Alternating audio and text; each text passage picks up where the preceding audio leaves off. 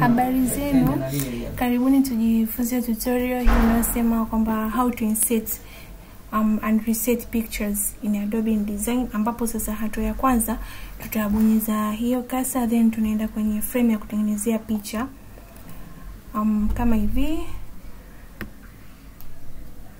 Tutaweka hapo, then after tuna highlight kwanza kabla ya kuweka picha.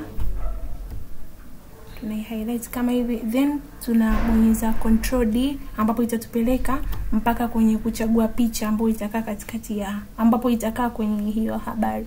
Picha yetu ni hii hapo.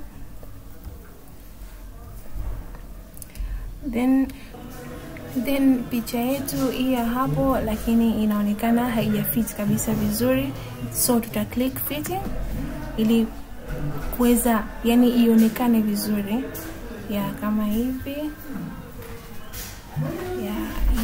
Ionekane vizuri. Okay, sasa hapo picha yetu tayari inaonekana vizuri na imefit. Picha kabisa inakuwa inaonekana, lakini sasa ili kuongeza some qualities, picha ionekane ipo vizuri zaidi,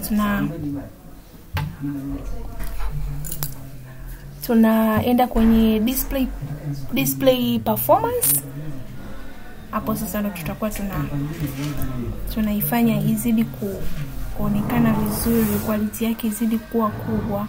Hata msomaji anapokuwa anasoma habari anakuwa anaona the way picha ilivyokuwa imekaa vizuri, hata anaweza kupata ujumbe kupitia hiyo picha atakapokuwa anaitazama.